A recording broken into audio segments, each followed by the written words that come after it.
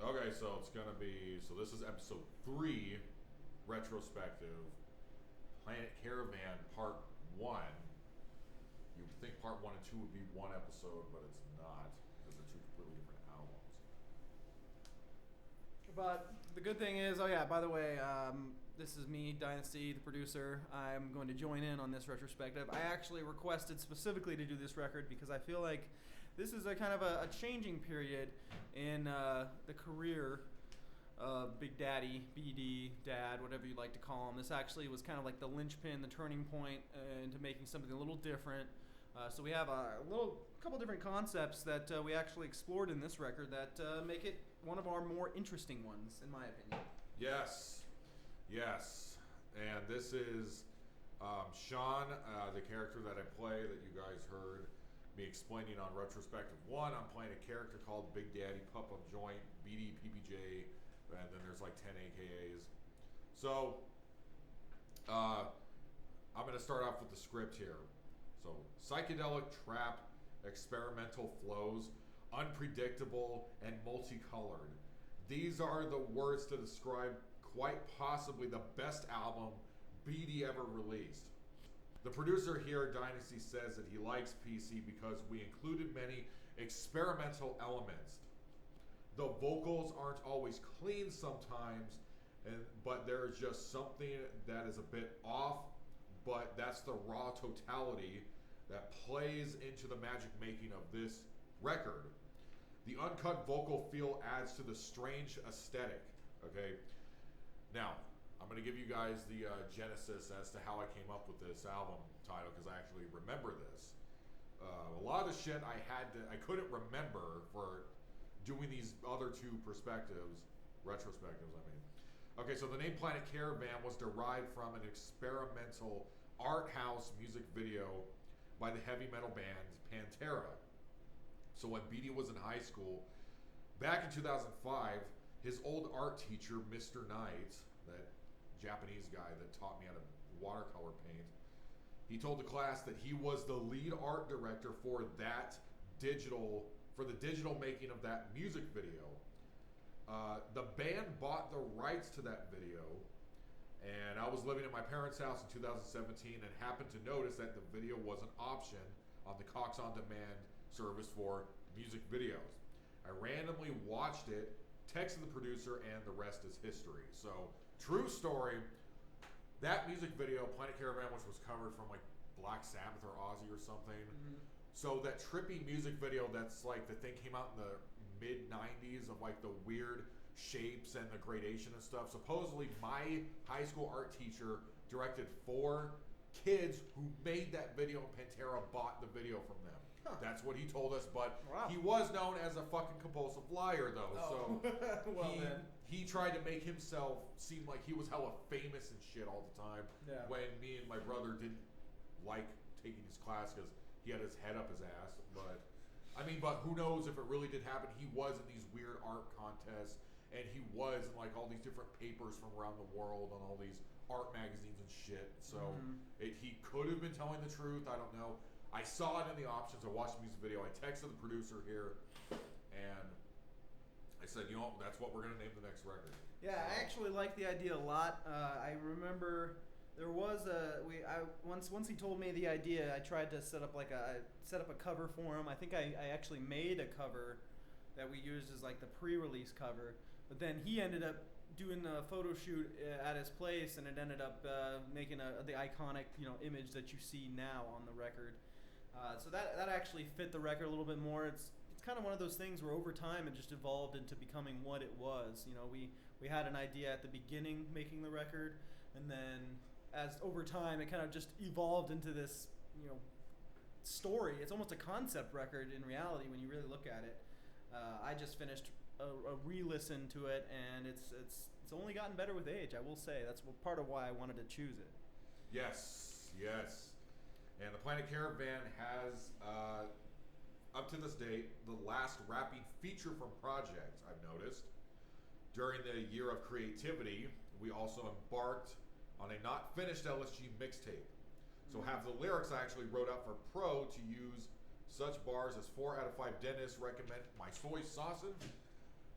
that was me writing for him, which I also wrote for him on the single Crush. So around that time period when we were working on the unfinished LSG tape and him featuring on my record, I actually wrote half his lyrics for both concept records. Yeah. So, also, for a little bit of potpourri here, we actually recorded this album before Chester from Linkin Park supposedly committed suicide. Being that you can hear that I cover his single from his last album of, what was it, Five More Lights? One More Light. And if you notice in there, it was completely butchered online before his death. A lot of his fans at the time, before I decided to cover his song, okay, if you think about the song, I sang the cover of his chorus after I'd already died in the song. Well, so it doesn't make sense. I'm a ghost singing. Well, we'll actually get to that. We're going to do a track by track review of this, and we actually need to talk about the what happened before on the way to that process. But yes, spoiler alert for those who haven't listened. The character of Big Daddy Puff Puff Joint dies at the end of this record, which was a conscious decision made by BD in order to kind of like shed that name and kind of move on from it to make something a little more different, which has ended up what's happened. Dad. Exactly. Oh, you were a little BD after that first. A little BD Zombie, yeah, a little BD Z Yeah. after that. Okay. Is there anything else you remember about the beginning of the making of it that before we get into the tracks? I remember when making the picture for it that I took a marker and I wrote Planet Caravan on the mattress, because at the time when we were in, I think in the beginning phase of making this album, I think we were only about 3 or 4 tracks in, is when Little Peep died here in Tucson. So that's what gave me inspiration to, because I remember we did have an album cover before that, but I thought, you know what, I want to pay homage to the guy who invented emo trap and also this is the same time period because what's his name died like 2 months later, Triple X, where he supposedly got shot in the parking lot. So there's a lot going on back then. So if you notice, as another potpourri random fact here, with my 2 albums, the pictures of the albums are completely based off of Come Over When You're Sober Part 1. So that's where and then the second one is Come Over When You're Sober Part 2, because if you look at the contrast, if you pull up the 2 pictures of his albums and then put them next to mine, it's like, oh, okay, yeah. Because Little Peep's looking out the window in the second one. And it says, Come Over When You're Sober Part 2 on the wall next to his head. And then he's laying in bed with the blunt in his mouth. So that's where I took that inspiration. Yeah, I actually like these 2 covers above anything else. They just work really well. And due to unpopular demand, because this has been a point of contention with a lot of my fans, it's actually not a blunt, that's a pen. So yeah, we'll pretend it's a blunt though. And it says vintage on my shirt. So that's good. Yeah, just for anybody that doesn't know, this was 2018 when this album was released. I can get the exact date, but I remember we were working on it in 2018, and that's when pretty much everything happened that kind of spurred this record and made it what it was. Let's see. The official release date for Planet Caravan was June 15th, 2018. So summer 2018. Damn, we just passed the 2-year anniversary for it. Guess it's good times. Yeah, it's been 2 years. So the first thing that I wanted to mention on this is definitely like the running theme throughout it. What ended up happening is BD ended up dating a couple chicks, and they all happened to, for some reason, have children. At the time, he was kind of feeling like almost a stepdad in a way, even though he had never had any children or was even in that serious of relationships with these women. So what we ended up doing was started to establish this theme of being a dad or being a stepdad on this record, and it ended up being a kind of running theme throughout. We made a couple songs with dad in the title.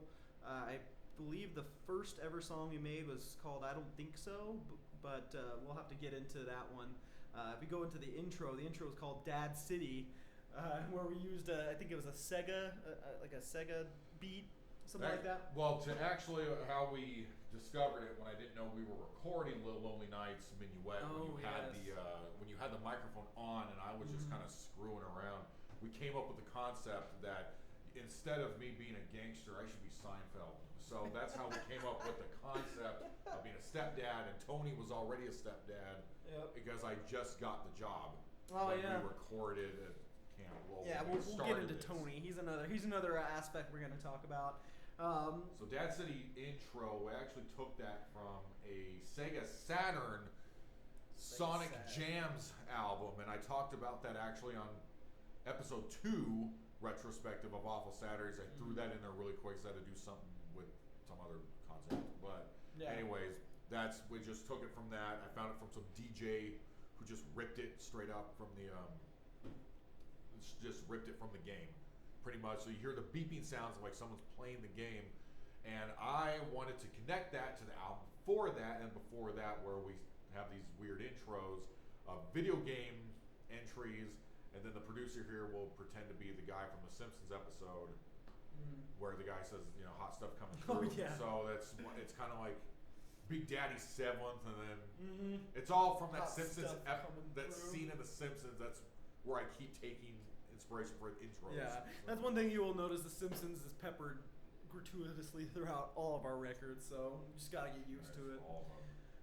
Even so, as much as I'm working on a playlist where we all have all of our Simpsons tags, and it's already at like 20 songs over the course of our careers we've made that have Simpsons tags in them. So maybe keep a lookout for that playlist.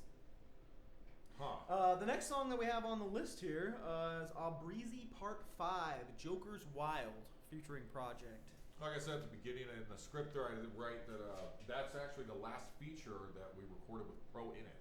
It was on my album. I got the Joker's Wild part because when moving from my parents' house to the Highlands apartments, I saw a commercial with Snoop Dogg for a new game show called Joker's Wild. So that's why I named it that. I thought, okay, let's make it a kooky name. And so that's actually one of my favorite tracks on the album. I think it's probably the second best track in my opinion. Like if it was like a single wise, even though like pretty much the whole CD is like solid. Yeah, the whole record's pretty solid, but I would say this would be considered a single if it was released on a label. It's got good quality chorus vocals by BD, right. good verses by all rappers, and even a guest from Project who, if you guys don't know, Project only appears sporadically on records since 2014. So it's really a good get to get him on a BD record. And that actually worked out really well. He came into the studio just one night, and we laid down a verse, worked together, and it was pretty good. I think I dubbed it, added some extra sounds to it, and I told a story of this is the inception of the story of me turning into a stand-up comedian stepdad, and Pro came on to pump up the song to make it the single. So this is lyrics. One of my favorite lines is what was it?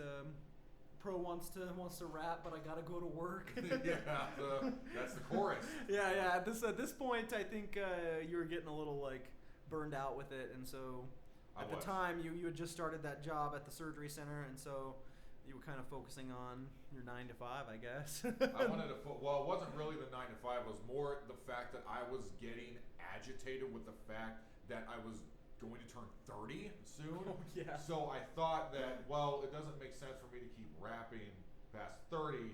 So that's why I was trying to transition into playing jazz music. And as we all know, I'm about to turn 32, and that didn't happen. So I'm still rapping. So you can't quit rapping, honestly. But that was good. I thought that was a good addition to the song. Good for a second track. It really kind of worked out great. Next track is when we kind of get into more the concept of the album, and it's called I Pop for Coleslaw, though, featuring Dynasty. I believe this was the first. No, I don't this think is so. One of the was first, the first. though. I don't think so. Was the first one we actually recorded. This might have been the second one, honestly.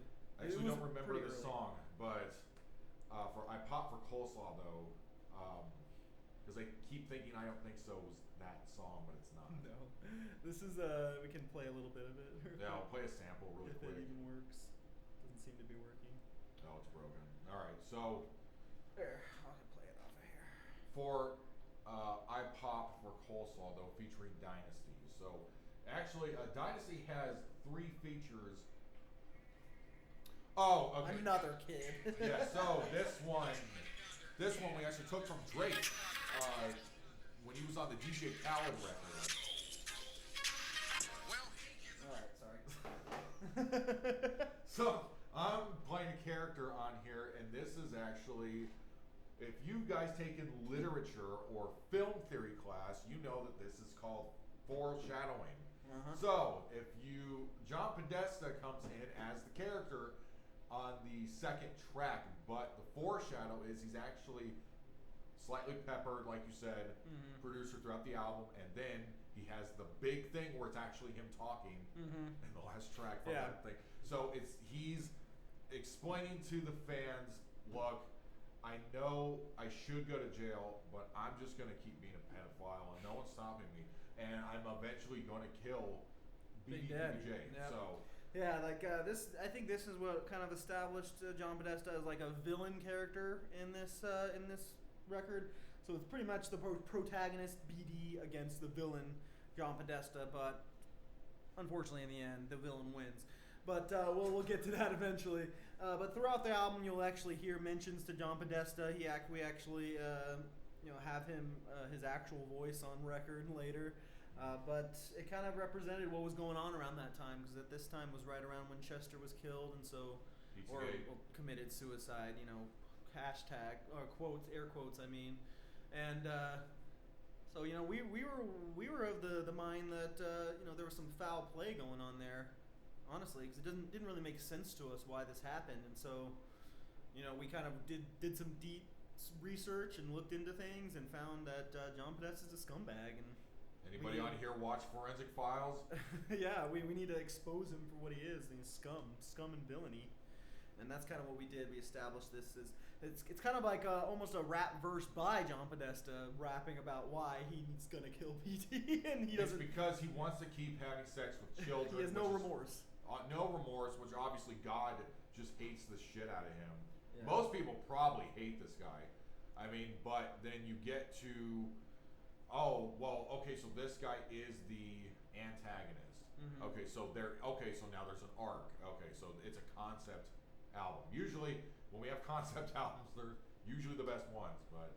Yeah, I would say that a lot of times in the Big Daddy records, like they end up being a little bit of a concept just because we kind of make them all in a span of a couple months, and really whatever's going on in our lives and in the world and in the country around that time is what we make it about, and it ends up being pretty good. But next track we got here is called Dad World, all in caps. This is another Drake beat that we took. Yes. This one features me and Buck Strickland on it, which I think is probably one of the early Buck Strickland tracks. Yeah, this has to be one of his first ones, because this was 2 years ago, and I remember that this one we were trying to figure out. We were sitting here for like 20 fucking minutes trying to figure out what instrumental to use for this, but then we ended up putting it on the back burner for the next week, and then recorded it at my studio at the Highland Apartments. Yep. So for Dad World, Daddy's house, and I remember that I was completely drunk off my ass recording this specific track, because this one for some reason I just kept getting writer's block with this, so I just started reading and listening to Twizda, and then I came up with the lyrics for this song. And then I'm asking, it's like, do I want to keep rapping, but do the fans do they want to live in a dad city? Do they want to live in a dad world? So I'm asking that in the song, and this is one of the first features, I believe, with Buck, where he wasn't doing a rant. He was rapping in it. So for this track, that's what I remember for Dad World and all. Yeah. In all cap locks. Yeah, I remember adding a little bit of effects and like vocals for the chorus and trying to make it a little bit more interesting. But I think this might have been Buck's second song he was on, because he actually featured on a track on the Normal Past album that came out. Drive. Yeah, the Normal Past album that came out this year as well. So that was technically his first one, but otherwise, you know, it was good. It worked out great. The next track that we had on the list here is called I Don't Think So, and I believe this was our first ever track we made for this record. I freestyled this the first minute of the song. I freestyled. At the time, for the people that don't know, back in 2018, before I got the job, for about 7 months I was hanging out with this woman named Colleen, because she basically would just dump her kid off on her parents when she would live at the parents' house, and then she treated it like she was going to therapy. So it was like a very strange friendship. And so I Don't Think So was based off of, my lyrical content was based off of me basically just being pissed off about the situation of basically felt like I was being led on, because we were connecting and texting all the time, but then when you look back at the text messages, it was just a lot of her asking the same questions of like let me cut that part out. Shut up. Hold on. Bitch. Yeah. We'll cut this gap out. Hey, relax. What the fuck is the problem? See? Nothing to eat. Nothing.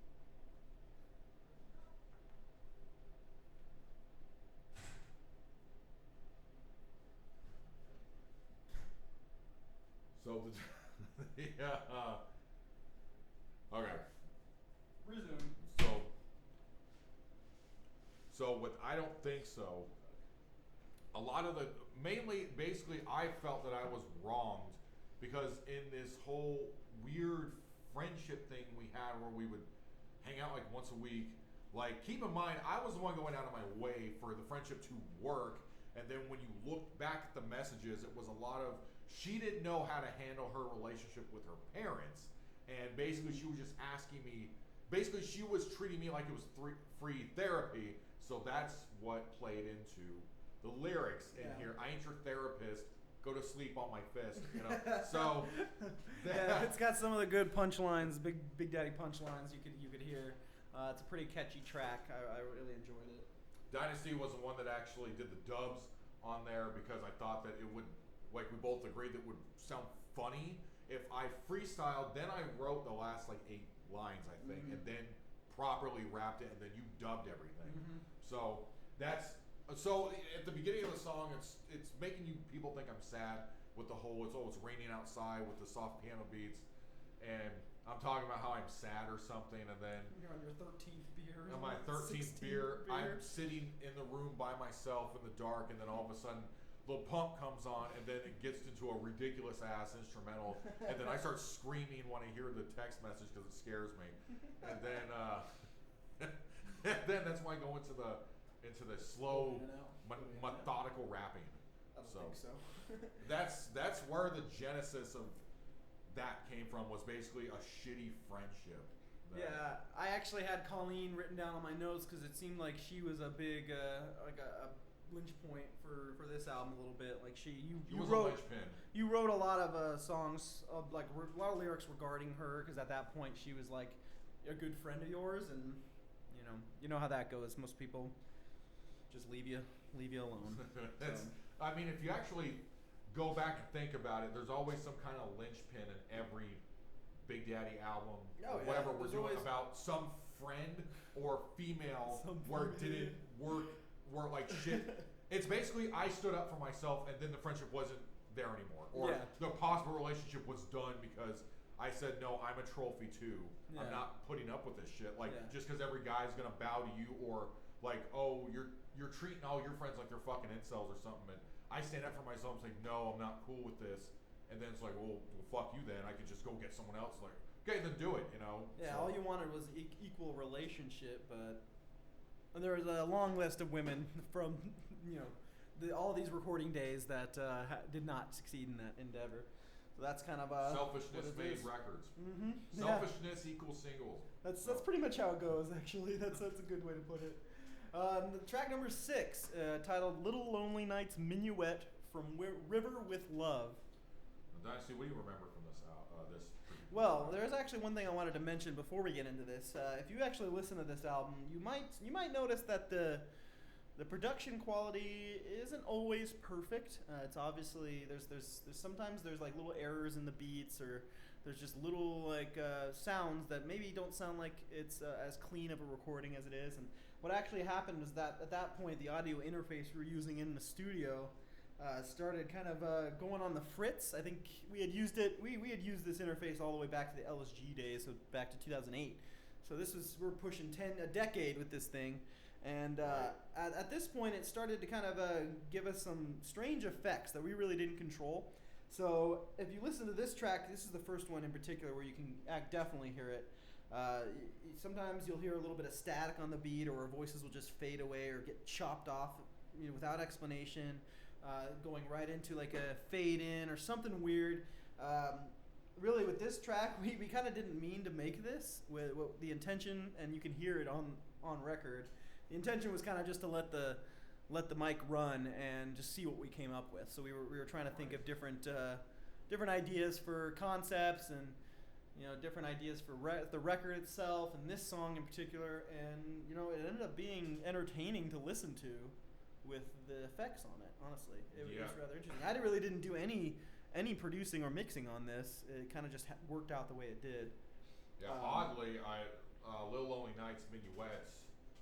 I remember being very crossfaded when recording this, and like I said at the beginning of this show, I didn't know that the producer was recording when I was talking into the mic. I was kind of just mentally, I was just not there. Like, just I don't know how many fucking shots we had. I remember being really high at the same time. So when we made this, and then we came up with the concept for the whole album, that we were both blurting out because we were singing like a soft tune of the Tico song. It was Thank God for Sundays, off of Recovery Sundays, the Normal Pass record, which actually had come out just before this. Yes. So we were kind of like, we were trying to see if maybe that could become like a running anthem theme through the record, but it was too dumb to work. But it works in the track, so that's really the good thing about it. I think that's why we kept it, just because it kind of worked out perfectly the way it recorded, and even though it's kind of most of it's just us talking in the studio, it kind of gives you a little bit of an insight to our recording and creative process. Yes. Along with the experimental sounds that you hear as well with it, which is another part of our process that we like kind of into.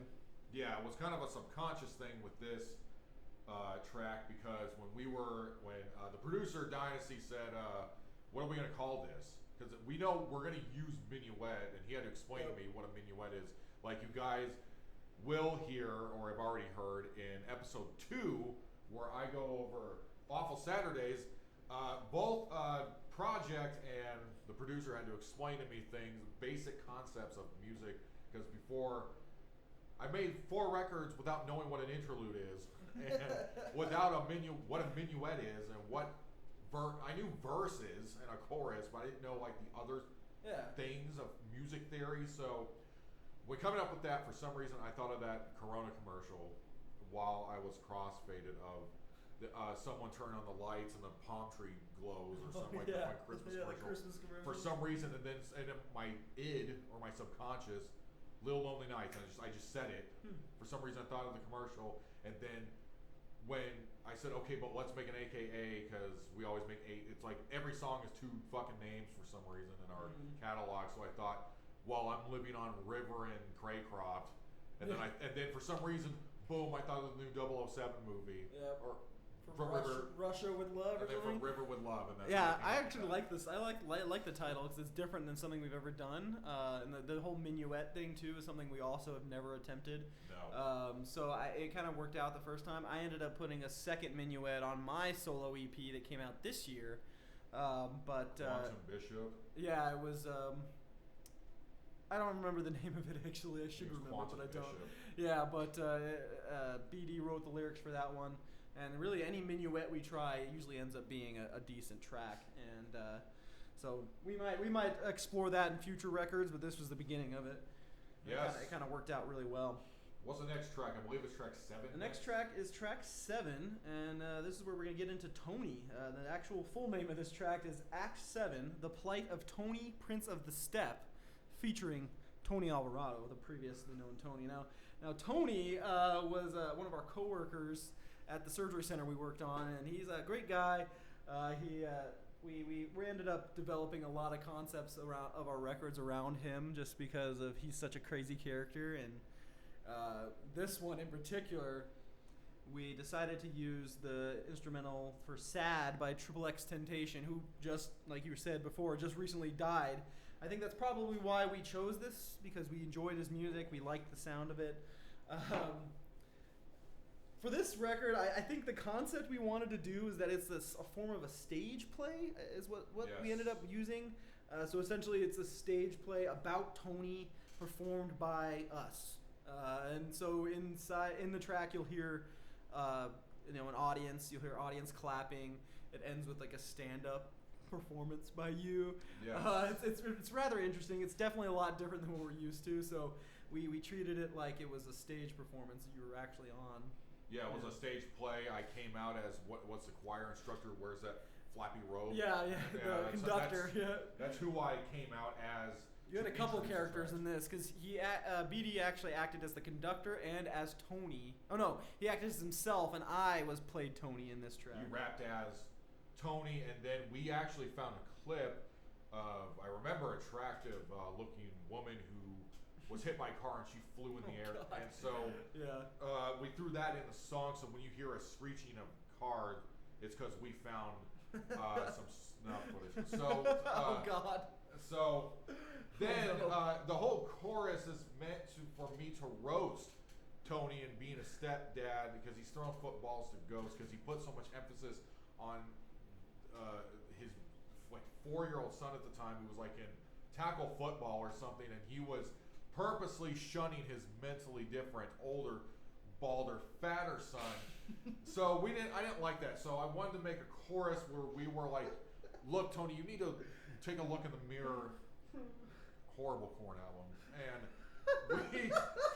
we needed him to look himself, but then he didn't even want to listen to the song when I brought it up at work. He just said, oh, like, you guys waste your time, and, he's like, you ain't fucking Nate Dogg, I don't want to hear it. So, you ain't Sinbad. So he prefers Sinbad's music over ours. That's that to tell you what kind of guy he preferred Shaq over us. But I remember at the end that we actually put in a laugh track, so I actually didn't perform in front of a studio audience of me also pretending to be Tony, saying I was going to stretch a mask of myself of someone else to scare his wife or something. So I think that was actually you stand up roasting Tony at the end of the show, and the crowd loved it. You can tell. You can tell if you listen to the track. Yes. They loved it. I think this was an interesting track for us just because it was a little bit different thematically. This is the first Tony track, I believe. Maybe not. No, we had a track on Recovery Sundays about Tony too. So right around this time, 2018, that's really when that's because you started working on that day and that year. So yeah, you'll see. I mean, if we do ever do a retrospective about Recovery Sundays, there's a Tony track on there as well. Yes. A little bit of a better track in my opinion, but this one still was good for what it was. I like listening to it afterwards. Track number 8. It's called another dad track. Super Dad is the name of this one. Now, this one this actually starts. This is the first of 2 songs that I noticed are a little bit different thematically than the rest of the album. These 2 could almost be considered dance rap songs. We used this one, including the next one after it, is basically they use like really quick beats per minute. They basically have dance themes. BD sings in it. It actually ends up turning out pretty well. Yes. I don't know if you remember Banks instrumental. You remember the Super Dad? I do. That is my second favorite track on the album. I believe it is the main single to people who, so this would be the single if no one has heard of this record and you need a sample. I would send this out on Twitter, listen to Super Dad. This is the single on the album. Mm-hmm. So Super Dad actually came up with the idea when watching an old episode of WCW. It was Cactus Jack and Max Payne against the Nasty Boys from like a pay-per-view of like Bash at the Beach or something from like 1990. And in the match, Cactus Jack came out wearing a shirt that said Super Dad on it with the Superman symbol. And I thought, you know what, that's going to play great into our concept. Yep. So I wrote it down. And I wrote it down in my notes for when we recorded this. Also, for the potpourri of this was the first track that we recorded the first week I was on the job. I just got the job. All right, okay. You can hear I'm like, you know, sorry, Jakey.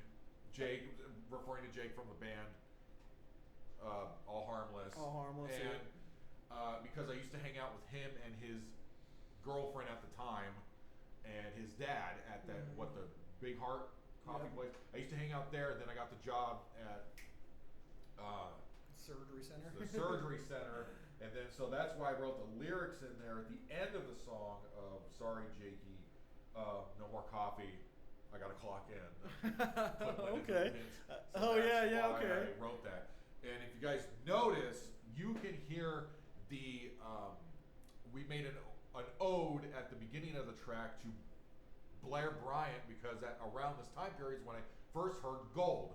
So Yeah. that's why there's such a long fucking pause of me saying this Big Daddy International Airlines. I'm actually taking that from his first track where he said, "We're going to Funky Thousand Feet," as he's like playing the bass. Okay. That's the yeah. inspiration I took for that. Yeah, all right. I did not know that. That's a cool little trivia bit. And for those of you that don't know, Blair Bryant is a bassist, and he's actually a young man. He's like, I think he was early 20s or something. He started playing bass when he was like a baby, and he's really excellent. So if you're into smooth jazz, you should definitely check him out. Just came out with a single Power Up last week. Yep. So yeah, just last week. So he's still going. It's going hard. So with the Super Dad, the thing that you do hear that I didn't plan is me having such a long pause of Trump Airlines. That's just me. That's just my neurons not firing. No, but I remember that. It actually works really well. I left it like that on the beat because it sounds funny. It makes me crack up every time I hear it. It's like you were thinking of something to say, but then you just come up with Trump Airlines. It's just funny. I really listened to that. That was great. At the beginning, we used that old Ice Cube instrumental from his first America's KKK's Most Wanted, where records going crazy for a quarter. Yeah, you couldn't measure my dick in quarts, and then the producer had to explain to me before we even recorded the actual Super Dad that you have to measure. That's how you measure water or something, so it doesn't make any sense. Yeah, you can't. You can only measure liquid in quarts, but it works out. It still works. Dick in quarts. So classic BD punchline, I'll say. And then it was a bit corny because I was saying cooking. So I took that from The Rock, actually. Cooking.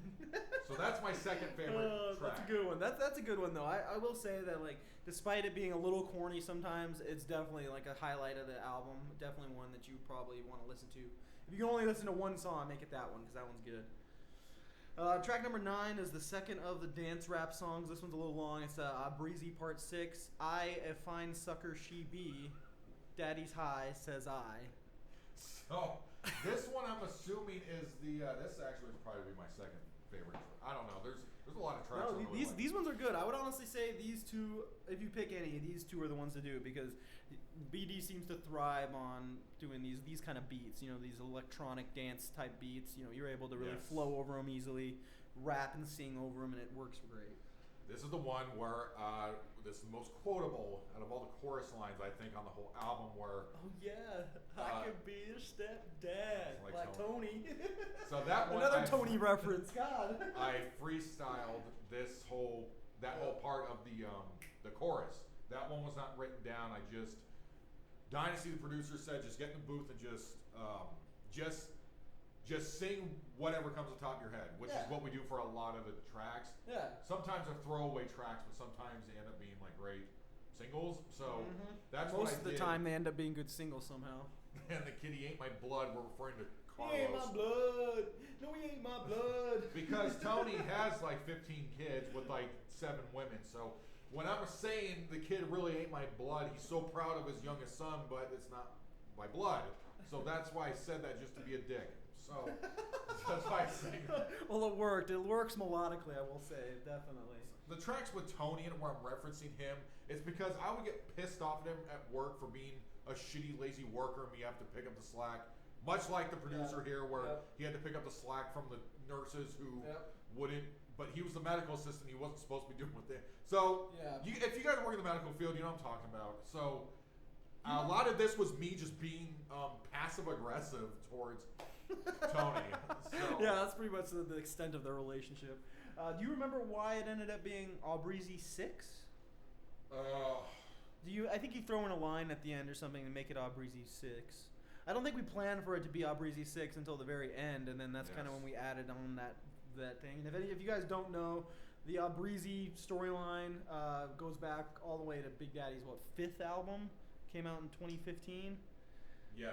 You literally the first album he made. Supremacy. First album he made, Coming to Tucson. Here, on that album we had 3 Aubrey tracks, and then 1 on the last Big Daddy record, and then 2 on this one. So it's a very long chronicle of songs that you kind of have to go back all the way to hear the whole story. But I really definitely like this album. This song it was one of the better ones. I think I definitely think it's a great addition to your catalog, really. Yes, and I remember that when showing this for the first time, the Buck Strickland, being that I believe in this time period I was about to move out of my parents' house when we made this track, or I had already been out at that point. Yeah, I think you were. I was like 5 or 6 weeks into the job at that point. I think you were living at the studio. You were living at your apartments because we recorded half this album at the Highlands. That's true. Yeah, so we either recorded here or there. I forgot where we recorded track 9, but I do remember when I first showed this to here. Buck. That's this room before I updated it. Okay, so it was here. That I remember that he thought it was hilarious when you came in for verse 2, because for some reason in the actual Azalea Banks instrumental, it changes slightly when you rap, because you can hear wolves howling on yours. But when I'm rapping, you don't hear wolves. Like, interesting. So he thought I guess I should have caught that as the producer, but that's fine. I'll have to listen to that again. Yeah, he thought it was hilarious. So, and that's that track. Those are those unintended consequences that end up being like what a lot of our tracks are. Like he was saying, a lot of times we just throw him in the booth and he just comes up with stuff. Honestly, it like blows me away some of the shit that he comes up with. That some of the stuff that he comes up with that is kind of just out of the blue, and it still sounds great. You know, a lot of times I leave in errors or my voice in the background just because it adds a little bit of a unique quality to our music that you don't hear anywhere else, really. Raw vintage. Yeah, raw vintage Stooky. All right, now track number 10. We're getting towards the end of the album here. There's only 12 total. Track number 10 is called "He's Neck Deep in Blonde Rump," another Dynasty feature. I do not remember this one. This is a good one. Now, this one is based off of a instrumental made by Patrick Page II, who is the bassist of the Internet. And this is an interesting track because it ended up being like almost a retrospective into your relationships. I'll play a little bit of it. Oh, okay. Yeah, you know this one. Yes. Hello? What? So yeah, basically as the bass line starts in this track, the beginning of it is BD receiving a call from basically throughout the song. He receives a call from pretty much every one of his major exes, and it's kind of like we developed this over time as a kind of a way to go revisit those relationships and kind of, I don't know, see what went wrong, I suppose is really the best way to put it. But really the driving force was the instrumental. It kind of got us in this mood, this kind of solemn, melancholy mood, and that's kind of what led you to talking about your failed relationships. Yeah, yours was the melancholy, and mine was the mania part. Yeah, exactly. Yours, I remember that we were trying to. I remember the concept because I remember this one now. Just triggered the memory. We recorded this at my place, so I remember that part. Yeah. And you wrote lyrics specifically for this to be a serious song, but actually this week or whatever, whenever we were recording He's Neck Deep, was when I discovered Oliver Tree. So that I wanted to make weird experimental lyrics but try to make it serious at the same time. So that's why it has such a weird feel to my rapping, but yours is like, it's like completely different in the same song. Yeah, I remember writing my verse. I really wanted it to be like a serious thing. Usually it's kind of what I end up doing with most songs. Is I end up trying to like take experiences from my own life at the time and kind of put it into the rap. And a lot of times it ends up being melancholy because overall I'm a negative person. So it's just kind of how it rolls. But I did like the fact that it ended up being kind of like a review of your relationships, because overall this is your album, you know. Right. My verse is here just to, you know, enhance your song. So it enhanced the seriousness of it until you get to the end, and then you find out it's a Simpsons reference of when Homer wanted to be John Elway. But so we needed a breakdown in the places of the song for the instrumental that we weren't rapping on, and I just came up top of my head. First one. How about I get phone calls in the middle of the night from like 4 different women, and it's all on the same night, but this one calls at like 10:30. This one calls at 12. This one calls at 2 in the morning. This one calls at 3 in the morning. Like, dang, yeah. So it's kind of like we're making a 3 a.m. kind of a dark, like kind of not satanic feel, but like more of like an alone feeling. Yeah, like a lonely, ominous feeling. You know, you're all alone, and you're getting these calls from people you don't want to hear from.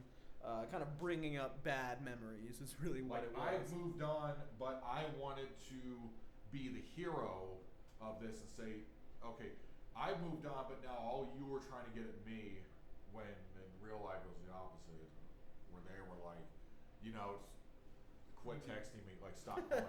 So, well, at first, and then now they're trying to get back with you. Yes. So that was the concept I came up with, and then you can hear it in the track. It's like a different woman each time there's a break until the very end, and then I'm a referee and myself, because and the announcer somehow. And I'm the announcer. I dubbed me talking, so yeah, it kind of went off the rails towards the end there. And then 56 to 3 or something. Yeah, the end of Super Bowl 10 or something, where that guy John Fina that we interacted with at work before we all got fired. Or I quit. But where he was in like the fucking Super Bowl, but it was like he lost by a lot on the Buffalo Bills. I don't know.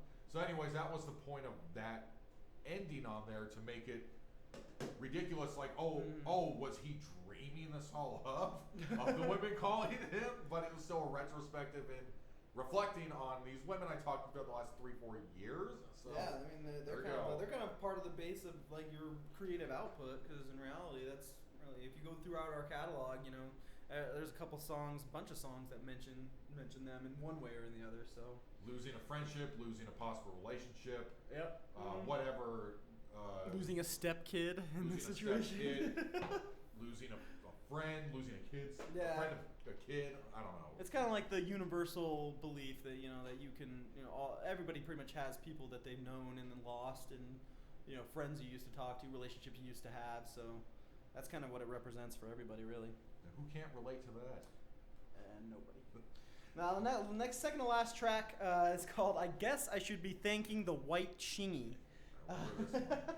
So this one actually is the longest song on the record. It almost runs to 6 minutes. It's 5 minutes 56 seconds. Good thing, bad thing, it depends. But I think the origin of the White Chingy moniker started maybe when we were recording the second song, or the Abrizi Part 5, because that is a Chingy instrumental. Yes. And ever since then, we developed this character for BD called the White Chingy. And he kind of took that and ran with it with the story, Fox. You know? Yeah. As Falco said, I guess I should be thanking you. Oh, yeah, I guess I should be thanking you, Fox. I guess you should be, okay. Yeah. And then I said, well, but I was playing as Fox. So Falco would refer to me as Chingy, but I'm white. So that's where that came from. Do you remember the story? Like, from this track? Yeah. Yes, I do. Sarah Humphries and everything? Yes. So how I came up with the idea for this is I was actually driving up from work, and I was waiting for you and the listen lady to get back from something, and because I came over really late this night to record this. And so what happened was I was actually just driving around Tucson after work, and for some reason I thought about Andre Nicotina, and I wanted to listen to the song because I hadn't heard on I think it was called On a Train with No Love or something. It was one of his singles. Yep. So I played the song in the car while I was driving around. and then no love. yeah, something like that. Snap. And then so I ended up getting home after I think I went to like In-N-Out or something. So I was driving around.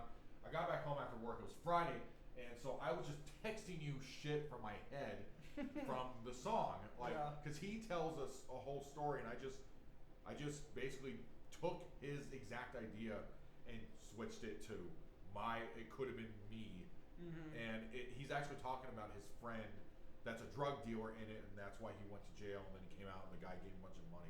That's like him saying sorry. That's his song, so I replaced it with Cyril Humphreys. But you guys are going to have to go into the lore of Big Daddy and fucking Joust Central and all that shit to know who this guy is. But Cyril Humphreys. Yeah, you basically type in his name on Google, Cyril Humphreys, and you'll find out. He's doing Bukowski movies and Josh Peck, and it's really convoluted, but maybe you can make sense of it more than us. So we're at the 51-minute mark. We've got one song left, and then we can kind of wrap things up. Now, this one is definitely the most interesting of the bunch. This is the end song. This is the death song. We got this concept after JPEG Mafia dropped his single, 1539 North Calvert, or South Calvert it might be. Yes. Great beat. We decided to use it, and then something happened to the audio interface. It kind of just, it finally bit the dust. At least it was trying. It was basically in the process of recording this song, it bit the dust. So if you actually listen to the song, the vocal effects on it, I didn't do anything. All the vocal effects are actually caused by the equipment itself. And so it ends up creating this really strange, like experimental, kind of like ominous sound that makes it sound like you're going crazy almost, which is what we were going for. We wanted to kind of, over the course of the album, evolve from, happy, poppy kind of songs to basically the depressing songs and the more serious ones. Eventually to this, which the most serious of all, really. Yes. Even though the lyrics don't really match up with that, but you can talk about that. Well, I wanted us to have, so with the feel of that product that we were using, we actually had a retirement party on Facebook for that thing, and then Pro stuck it in my toilet. But with prosthetic synthesis, it actually makes that weird sound of a buzzing, and it keeps clicking as if my voice is going to go out at some point, because the shit was like you said, it was on its last leg. So it actually plays into the arc, because if you think about it, while I'm rapping, it keeps cutting itself out. Like I'm on life support, the coma's about to fucking take me. I'm almost the vegetative death state at that point. You decide to write a meme verse.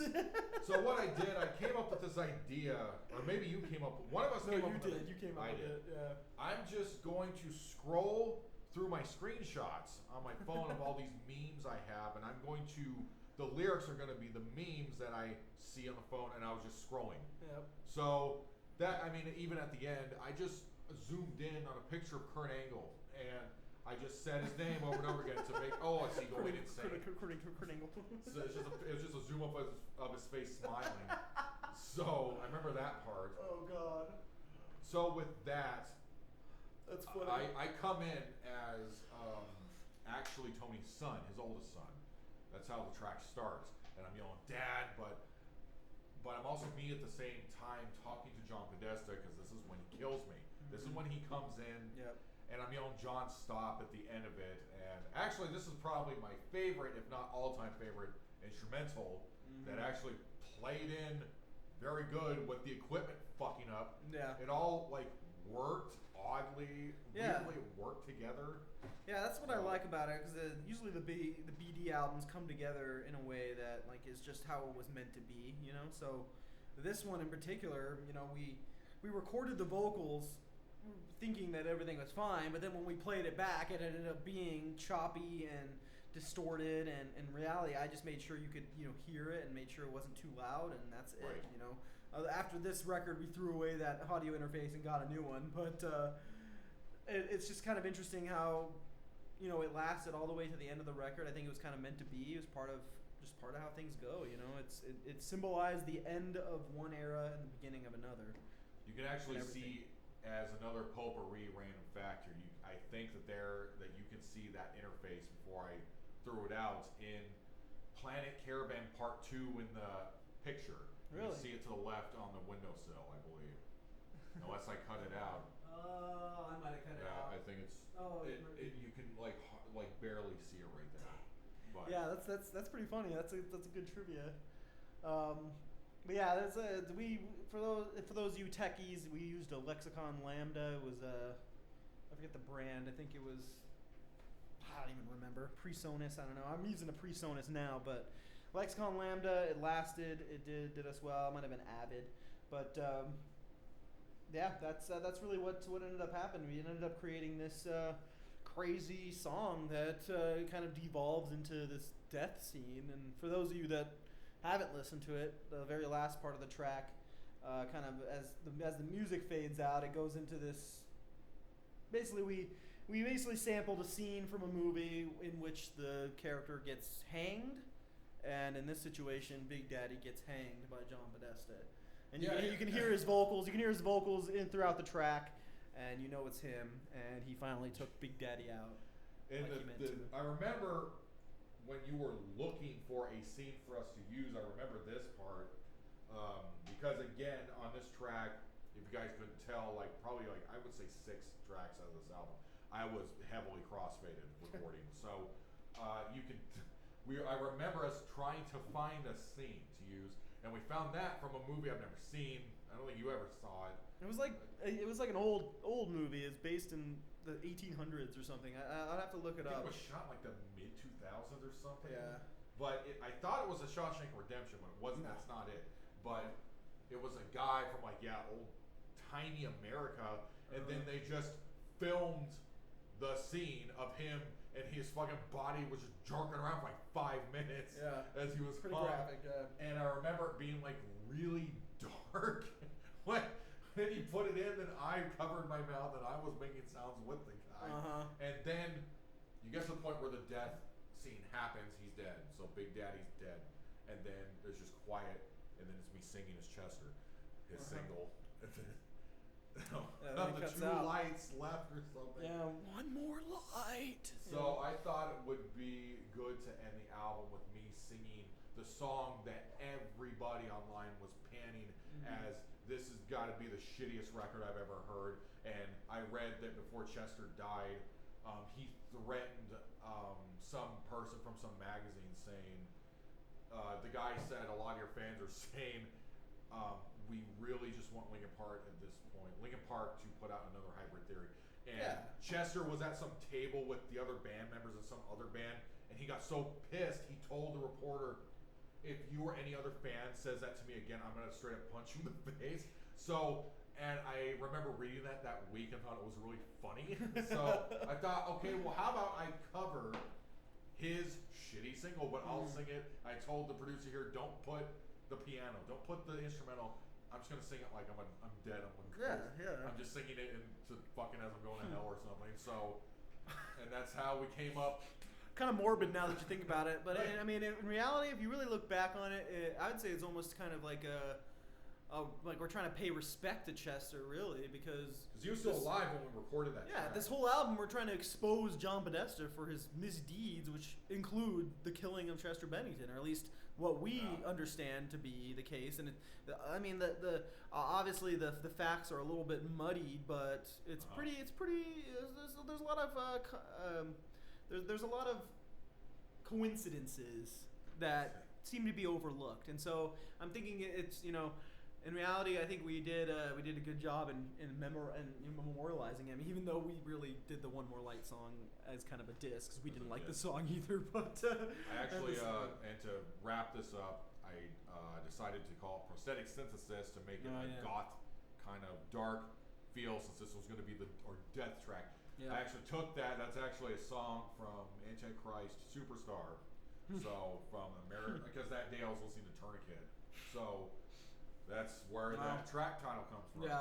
Yeah, I like that title. It was definitely something different. And then of course, after this album, BD did make like a Planet Caravan 2 B-sides, almost B-sides record, which is a discussion for another video, but that's gonna have to be its own hour. Yeah, it'll be its own hour because that one also has its own unique aspects to it. But Otherwise, that was Planet Caravan. I mean, it's a iconic record. I'd say one of your best, maybe even your best solo album to date. I'd say so. And you know, it deserves its recognition. You know, that was good. Excuse me. All right. All right, and this has been the Retrospective.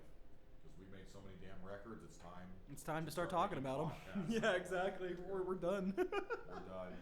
Euro trash only from here on out.